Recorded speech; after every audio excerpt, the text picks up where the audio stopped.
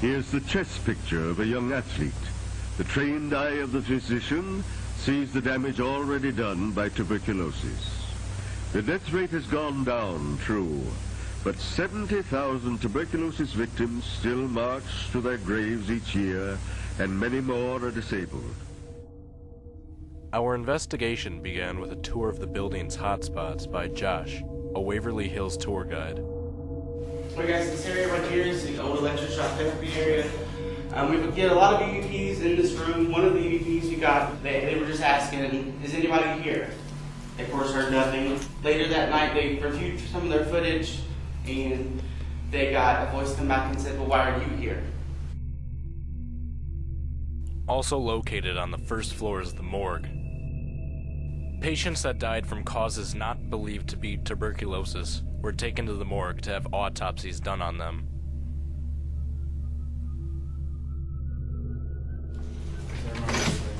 Like most people neglect this room, they're like, oh, it's just cafeteria, it's just where they ate. There's really nothing that can happen here. But I've had more stuff happen to me in this room than I have throughout the whole building. A lot of times, like, we'll ask, like, can you tap a window if you're here? And, like, we have a lot of them. One night, I had some of them tap every single window all the way down and then go all the way back. Alright guys, this area you're standing in now is just the solarium. The beds we pushed out here and the patients be out here for up to 16 hours a day. These big openings never had any windows in them. They were just a copper spring mesh to where the air would actually come in. As you can see, the building's in a C shape.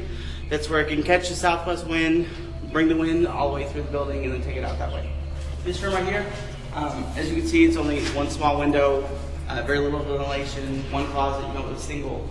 Most people think this for people that actually could afford a private room, but this actually was the terminal room. This is, if you were on this side of the hallway on either 2, 3, or 4, then you knew that your time was basically just about up. This is the floor that we most commonly see Timmy. This is also a floor that people see an apparition of a tall white man and a little white dog. We actually had a young man that wandered off from one of our tours, and he went into that room. As soon as he got in and turned the corner, he saw a tall, dark figure, and as it turned towards him, it looks as if he didn't have any eyes. We actually had people, they come down and they actually left. They were only here for about 2 hours. You're not supposed to smoke on the solariums, and they were doing what they weren't supposed to do, and I kind of feel like this is like spirits telling them they were doing what they weren't supposed to be doing. So I'm going to play, this is an EVP, I'm going to play it once, and I'll explain it, I'll play it again.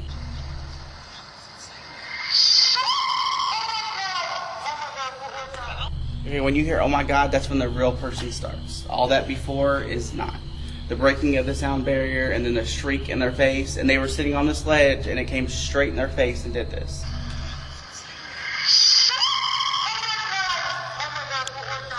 I think it was kind of like telling on us, like it wanted us to know we were doing what we weren't supposed to be doing. Alright guys, this is the 4th floor. 2 things that frequent on this floor is, one is the crawler, which it's usually on the wall and it comes down and then it comes towards you, but usually when it gets about 2 feet away from you, it dissipates, it's gone. Another one is big black, and it's actually seen throughout this whole floor, and I mean it just engulfs the whole hallway. There's no light or anything that penetrates it. Usually people run from it. I haven't run from it when I've seen it twice. Alright guys, you see this is the main OR. But 2 of the major procedures were done in here. One is pneumothorax, which is where they insert a needle into the lung, deflate the lung, and give it time to heal, and they would actually do it back and forth to the right and the left. Another one is thoracolplasty, which is where they would cut you from the base of your neck all the way down your back, around both sides of you, opening you up like a door and sawing out up to 7 ribs. And there was only 5% survival rate, and if you did make it, if you were the lucky 5%, you were in this angle for the rest of your life. My thoughts is that's kind of like what the crawler is. He didn't have anything to support himself, so he's in that position the rest of his life. Alright guys, you see this is the 5th floor. This is 502. There was a nurse that was found hanging outside of this room, around this area. She was pregnant by a married doctor on the hill. Of course, in the 20s, this is a no-no. Said she tried to perform the abortion herself. She aborted the baby. The reason we know that it was in this room is because it was found on the 5th floor well system on the property.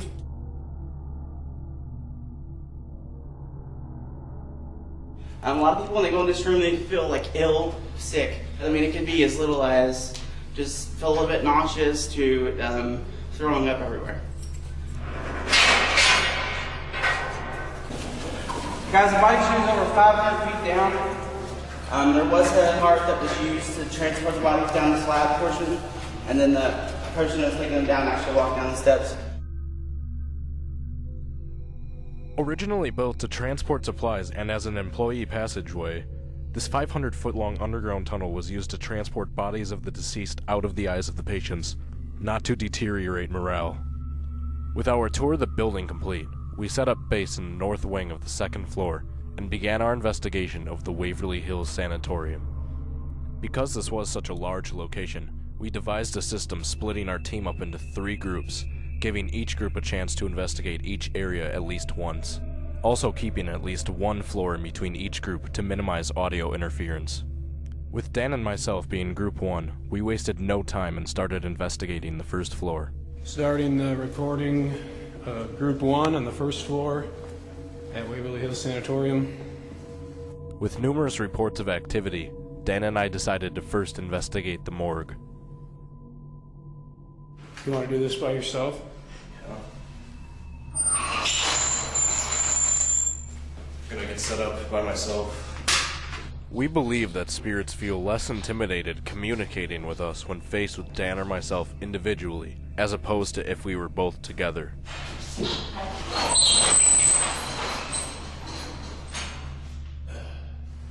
And I'll be out. While I stayed in the morgue by myself, Dan began making his way towards the body chute to see if he could experience any activity. Is there anyone in here? Please tell me your name. If you have a message for me, please speak into this red light that I'm holding. I heard and also captured this unexplained noise that sounded like it was coming from the hallway.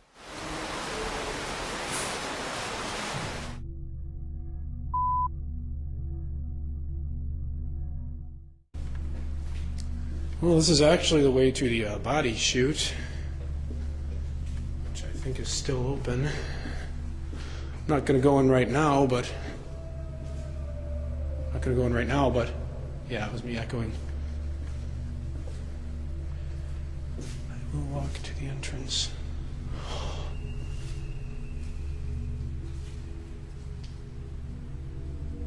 Anybody down here?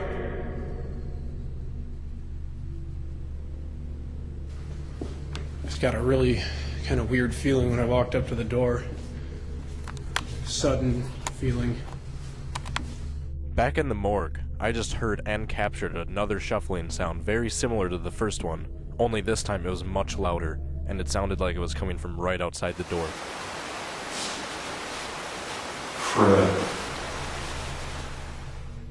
Shortly afterwards, Dan returned to the morgue and we decided to switch places. Alright, so right now Dan's in the morgue by himself, and I'm heading to the lobby to see if I can get any activity. Was this your final resting place? Alright, so right now that flashlight is set up to where if you just touch it really slightly, it'll turn on. Please turn on that flashlight. Is that you that just knocked, or was that a creak? You at least knock if you want me to leave, because you're not turning the flashlight on, so I'm not sure if you want me here or not. If you want me to leave, that's fine, just knock so I can know. But if you want me to stay, turn on this flashlight.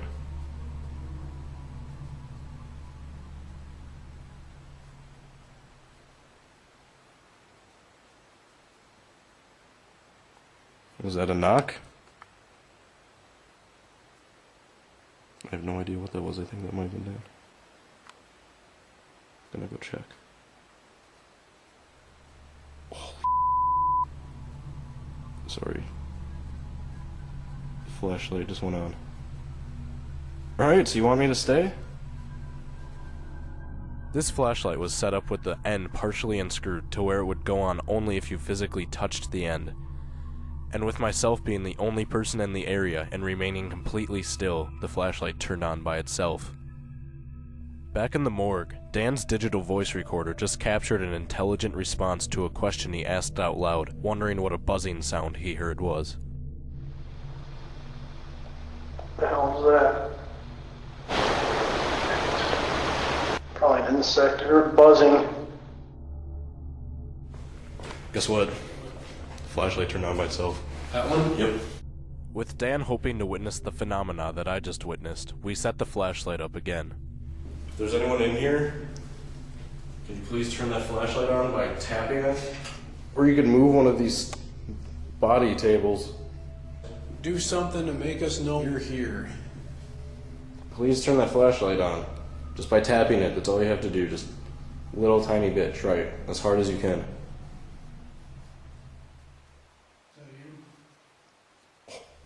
Turn it on. Thank you very much. Because the flashlight turned on twice in a short amount of time, we weren't sure if these results were credible. So we set up a control test and left the flashlight alone in the same condition for over an hour to see if it was turning on from natural causes, and not once did the flashlight turn on. With our hour on the first floor complete, it was time for us to move on to the second floor. We're on the second floor now, until 11.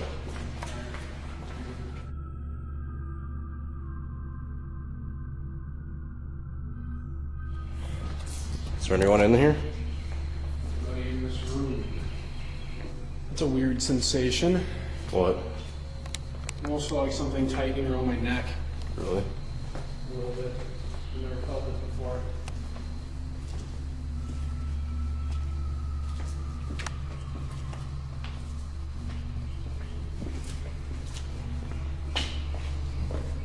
Something in here?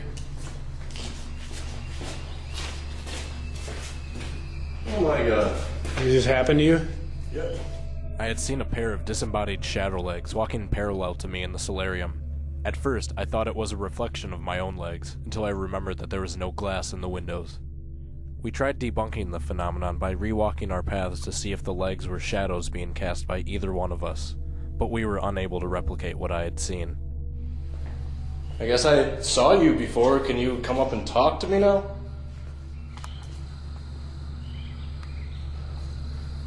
Did the fresh air help you? Please make your presence known to us.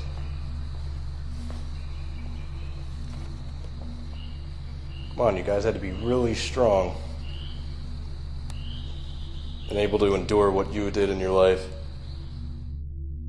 You want to go down to that end? Sure. It's on opposite ends. Yeah. Because of the amount of activity we received while split up on the first floor, we decided to split up once again. Were the nurses friendly to you when you were here?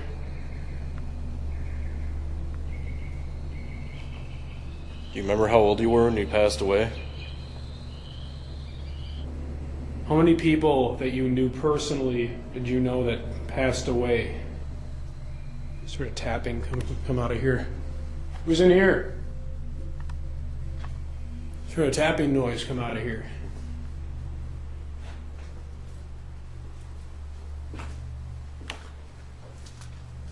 There it is again. Who's in there?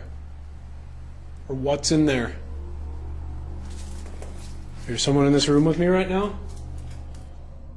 With no further activity, and with the hour nearly complete, we moved up to the third floor. At the end of the hour, when we were meeting up to regroup in the lobby, Mike, one of the investigators, was telling us how he just captured a disembodied breath in the operating room. Here's the audio from his recorder. Or the other one, where like you were first laying, where they put the needle right in there and deflated the lung. Shh. Did you hear that? After listening to Mike's recording, we then continued on with our investigation and headed to the third floor.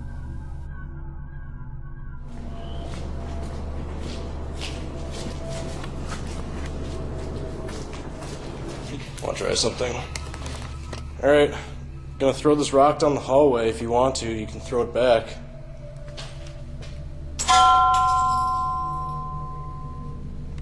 You throw it back to us? Can you throw something at us, like I just did? There's not much wind in front of the camera. Okay.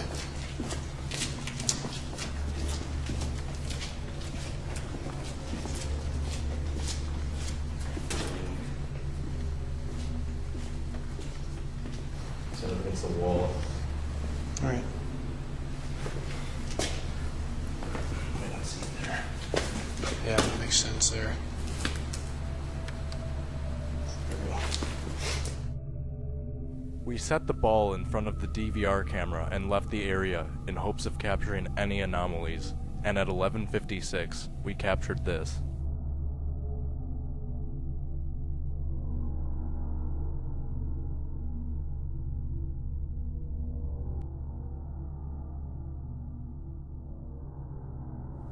During the course of this 40-minute long continuous shot, the ball does not rock once, even slightly, arguing the possibility that this could possibly be wind.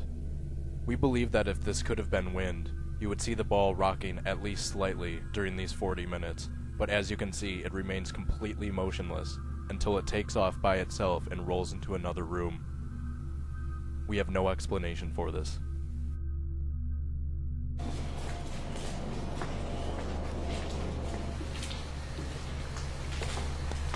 When they brought you onto this floor, did you know you were going to die? Mean you no harm. Just came to talk.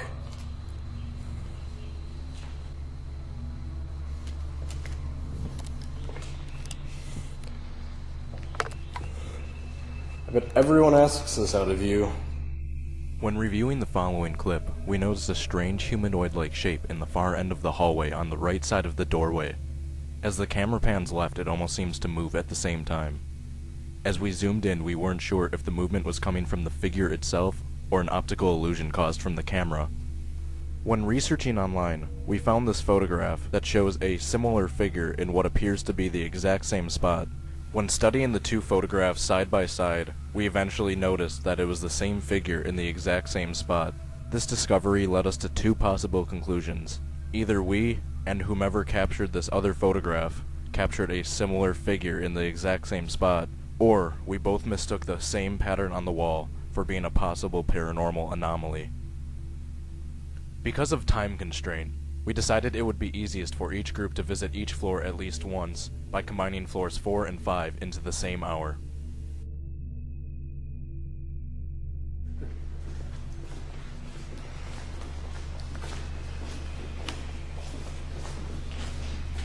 I'll just sit right here. Okay.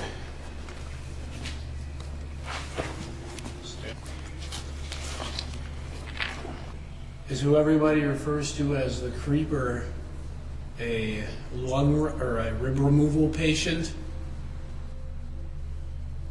I could have swore I just saw something move across the ceiling, like just in the corner.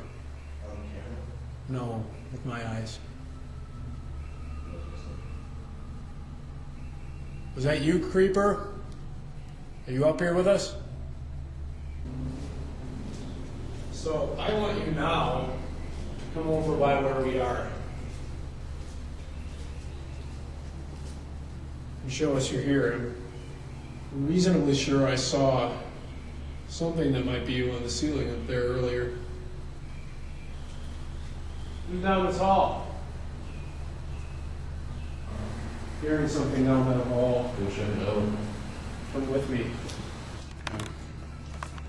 I'm going to check out these noises I keep hearing down this hall, because they're getting harder and harder to ignore. Unable to locate the source of the noises Dan was hearing, we moved our investigation to the operating room. Alright, so right now we're in the operating room, trying to see if we can catch any activity. If there's anyone in here, can you please move this ball for us? Friend Mike heard you before, and he heard you breathing right up here. Make a noise for us too. Were you conscious when they removed your ribs? Did they use anesthesia? Anesthetic? Receiving no activity in the operating room, we moved upstairs and spent the remainder of the hour on the 5th floor. Alright, so right now we're heading to room 502, where the nurse supposedly hung herself to see if we can capture any activity. No one blames you for anything that happened. Everyone makes mistakes. You don't have to feel guilty about anything.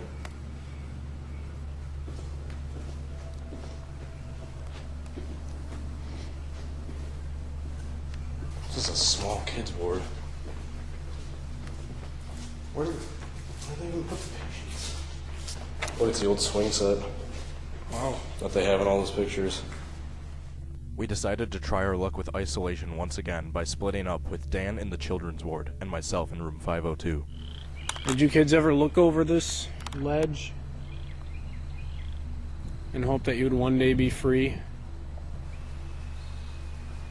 Come on, just please come talk to me. Come show yourself to me. So I can know that you're here.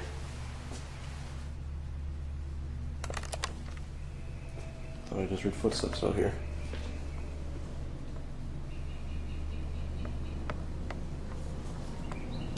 There are footsteps out here?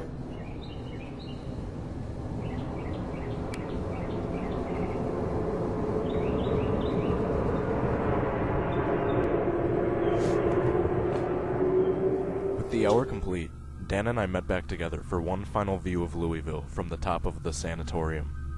After an hour-long break in the base, we regrouped our equipment and made our way towards our final destination, the body chute. Well, now we make our way into the body chute. Quite possibly the most notorious haunted area in the world. You know, I never usually freak out about too many things, but I'm actually pretty scared for this.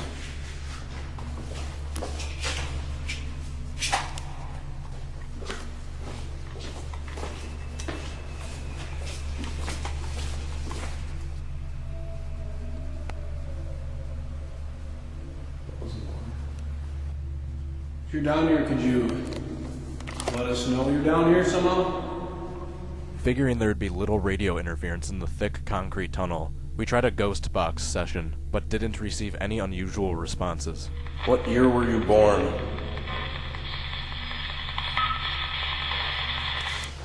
So, I'm making the way through the body chute by myself right now.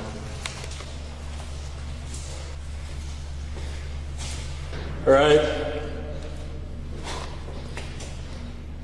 At the top. Yep, I see you. Down here by myself, so... Who am I down here with? Anyone I was talking to before? Well, Dan's making his pass through the body chute. I'm gonna go to the electroshock therapy room by myself, see if we can capture any EVPs. Guess that right there. Don't be afraid, if you're afraid of me. If there's anything you want to say to me, please do so. Receiving no responses in the electroshock therapy room, I went back to the body chute, and Dan and I decided to try the flashlight experiment one more time. Alright, that's the closest it's gonna get. If it works with this one, it's foolproof though. Alright. Who's ever down here, nudge that light a little bit and it'll probably turn on if you want. Just nudge that light a little, like that. Use what energy I have left to make that go on. All I have to do is hit the back of that. So use all your energy. You're doing 1, 2, 3.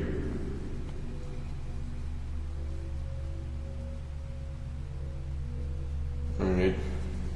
You probably... Went on. Good job. Thank you. Try to pull on the front now to make it go off. There you go. Yeah, keep pulling. Almost got it. Use all your energy. Dude. My battery was just at 80 minutes. It's empty. So you're using his battery to try and do that? Thank you. You're doing what we That's told what we you. wanted. Try mine, there's a lot more juice in there. Camera just shut off. Just at 80 minutes, like 2 minutes ago. Alright, I still got this. Alright, well regardless, we still have to get going like in a minute, so if you can shut that off, that would be awesome. If not, you still did a great job anyway. Yes. Alright, well thanks for communicating with us. We're gonna get heading out now. And so ends our investigation. Very successful one. We came to Waverly Hills with questions, and though many were answered, many more remain.